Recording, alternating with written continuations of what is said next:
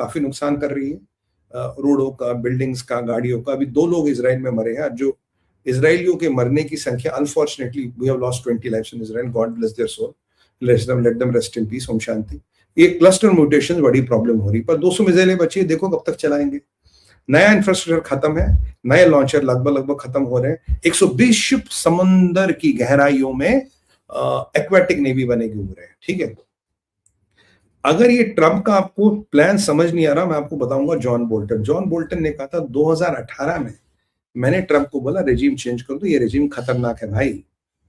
Trump ने बोला regime change तो कर ले, पर स्ट्रेट ऑफ हॉर्मोज से बंद करेंगे। तो ट्रंप झूठ नहीं कह रहा, और हमारे पास अभी शक्ति नहीं है कि हम स्ट्रेट ऑफ हॉर्मोज को खोल सके। We don't have the resources, हमारे पास इतनी ताकत नहीं, इसीलिए 2018 में आइडिया ड्रॉप हुआ।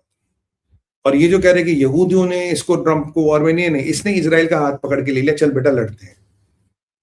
तो जॉन बोल्टन का ये वैलिड करता है कि ये प्लान ट्रंप का बहुत पहले से थे, and he wanted to do this in 2018, तब स्ट्रेंथ नहीं थी। आज इसके पास स्ट्रेंथ है। तो नेटो का आना ना आना डजंट मैटर, नेटो को डंप करने का इसको बहाना मिल गया, कह रहा नेटो हमारे किसी काम का नहीं, हमारी मदद नहीं करेगा। वहां ज़ेलेंस्की खून के आंसू बहा रहा, वहां पुतिन खुश हो रहा है, मेरा ऑयल बिक रहा और यूरोप मेरा, अब मैं सबको ठोकूंगा, सबको भगा भगा के मारूंगा। और Ayatollah Keir Starmer, UK is only doing the defensive posturing of the missiles which are, sorry, मैं इमिटेट नहीं कर पाऊंगा क्योंकि मेरे को जरा इमिटेशन में भी ह्यूमिलेशन नजर आता है। और मैक्रोन साहब तो भैया, अब पहले मैं सोचता फ्रांस, नेपोलियन बोनापार्ट, अब मैक्रोन याद आता, कहता भाई जैसे हमारे मित्र हैं, मुझे कहना नहीं चाहिए ऐसे, बट क्या करें, लड़ने को कोई तैयार नहीं यूरोप, सब में जंग लग गया, फिनिश। यूरोप को या तो चाइना खाएगा, इस्लामाइजेशन खाएगी, they have to decide between the two. Multiple option में 4 क्वेश्चन होते हैं, इनके पास 2 क्वेश्चन है, बाकी अगर बचा तो पुतिन तो ठोक ही देगा। तो ये नेटो वाला मसला खत्म हो गया। ये जॉन बोल्टन का स्टेटमेंट है, ही हैज अ प्लान, जो प्लान मैंने आपको बता दिया। अब इजराइल की वार्निंग है, इजराइल ने सर वार्निंग दी है। ऐसा माना जाता है कि मोसाद ने काफी काम किया है, ऐसा माना जाता है 1 मिलियन बंदूकें भी बांटी गई, ऐसा माना जाता है कि ईरान में तवा गर्म है, पीछे 32,000 लोग इन्होंने मार लिए, अरजानी ने, इस खातिब ने, इस्माइल खातिब ने, और PFF के लोगों ने, तीनों का हिसाब किताब हो गया। बेसिस मलेशिया इन्वॉल्व था, उसका भी हिसाब किताब हो गया, वो भी निपट गया। और इंपॉर्टेंट न्यूज ये है कि इजरायलियों ने अब वार्निंग दी है किसको, जितने IRGC के लोग थे, मैंने आपको कल एक बात बताई थी, भी रिमाइंड कराऊंगा, IRGC के जितने भी कमांडर, चट्टे बट्टे, सबको वार्निंग दी। कहता बेटा अपराइजिंग अगर ईरान में हुई, अगर अब की बार बंदूकें निकाली और दबाने की कोशिश की थी, तुम्हें और तुम्हारे परिवार समेत, वो धुरंधर का डायलॉग याद है, SP क्या कहता है, कहता लाले अकेले जहन्नम की टिकट कटवाओ या 3 की कटवाओ, वो वाला डायलॉग इन पे फिट हो गया। कहता अगर फिर कुछ किया, you will be eliminated along with your families. और इजराइल इज मर्सलेस। इजराइल को अगर एक अपार्टमेंट ब्लॉक है, या बीच में, ये क्या करते थे, हमास के लोग बीच में रहते थे, ऊपर से आएंगे नीचे से आएंगे, तो ये इन्हें फर्क नहीं पड़ता, ऊपर से रॉकेट डालते पूरा ब्लॉक नीचे जाता है, and unfortunately some innocent lives are lost, but Israel doesn't care for collateral damage.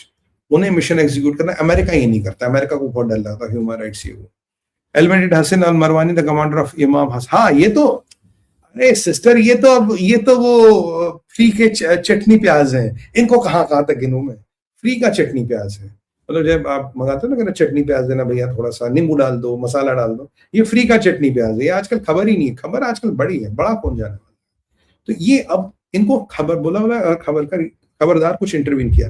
ऐसा माना जाता है कि कुछ घंटों में, कुछ दिनों में, मोस्ट प्रोबेबली ईरान में फिर अपराइजिंग हो सकती है। Once hit the road, IRGC खत्म, बेसिस मलेशिया खत्म, उनके पिकेट्स मारे जा रहे हैं, उनके लोगों को ठोका जा रहा है, कुर्स तैयार है। ट्रंप ने तब कुर्स को रोका था, बोला अभी रुको, अभी टाइम नहीं आ गया।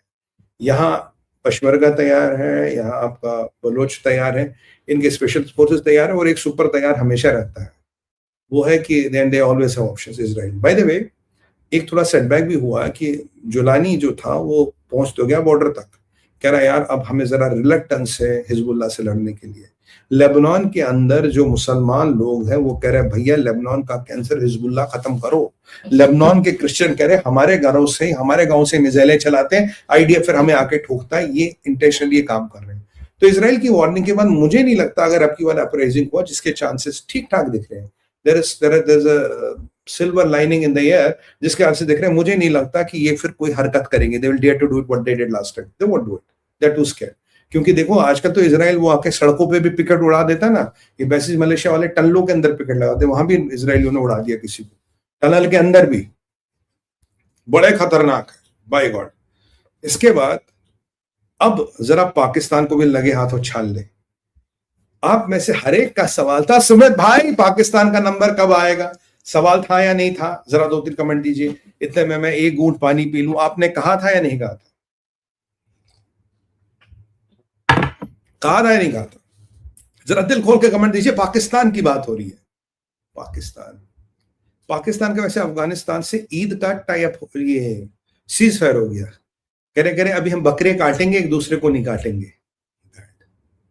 देखिए आप सब कह रहे पाकिस्तान का टाइम, देखो बिल्कुल. अब मेरे भाई बहन कहे और हम आपके लिए ना लाए. देखिए मैंने आपको कहा था मुल्ला मुनीर की यूटिलिटी ईरान तक है. ईरान खत्म, मुल्ला मुनीर खत्म. और ट्रंप ऐसे फेंकेगा इससे जैसे दूध में मक्खी. गंदा. अरे नया आएगा मार्केट में. वो वास्तव का लास्ट डायलॉग याद है परेश रावल जी का? कहता अब मेरी उस सलीम हटेला से मीटिंग करा, अब मैं उसकी लाइव बनाऊं. वो ऐसा ही डायलॉग कुछ था. तो नया सलीम हटेला मार्केट में आएगा. एक जाएगा दूसरा आएगा. बाजवा जाएगा काजी आएगा, काजी जाएगा नियाजी आएगा, बाजवा जाएगा ख्वाजा आएगा. तो क्या फर्क पड़ता है? पाकिस्तान में यार नए नए लोग हर, और जो समझदार होता है वो बाजवा के मॉडल पे होता है, चल के जाना. और जो बेवकूफ होता है वो जिया या मुनीर के मॉडल में होता है, लेट के जाता है. वो चलने वाला मॉडल ज्यादा अच्छा. 11 नंबर की बस अच्छी, 4 आदमी कंधे पे उठाए, वो बैड मॉडल है, नॉट गुड मॉडल.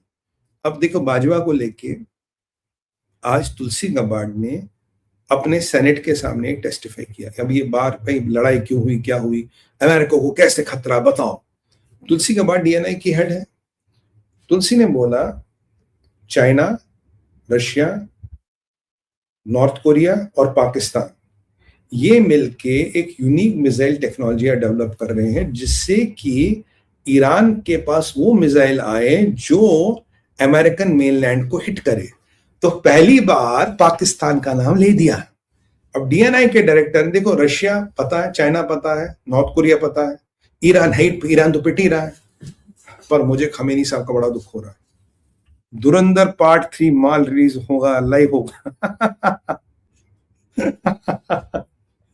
लाइव होगा बिल्कुल. और अब देखिए यहाँ पे तुलसी गबार्ड ने पाकिस्तान का नाम ले लिया. कहाँ ले लिया? सेनेट हेयरिंग में ले लिया.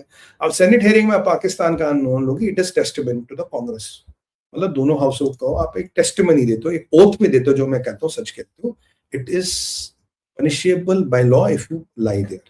तो अमेरिका में बहुत बड़ी, तो पाकिस्तान का नाम ले लिया कि जी पाकिस्तान ईरान के साथ मिलकर आपको ठुकने की मिसाइलें बना रहा था. वाह तुलसी बहन, मजा आ गया, आप जियो हजारों साल. और हमारा आधा काम कर गई. अब ये आ गया तो नेशनल सिक्योरिटी की लिस्ट में जहां थ्रेट ईरान था, तो दूसरा थ्रेट कहाँ है? पाकिस्तान. चाइना तो है ही, रशिया के साथ पुतिन की दोस्ती है, नॉर्थ कोरिया को ट्रंप ने सेट कर रखा है. ठीक है, पुतिन ट्रंप की दोस्ती, नॉर्थ कोरिया को पुतिन ने कंट्रोल कर रखा. चाइना बड़ा थ्रेट है सबसे, उसमें कोई डाउट नहीं है. और अब जो हमारा नन्ना सा मुन्ना सा पाकिस्तान है, ये भी खटगरे में आ गया.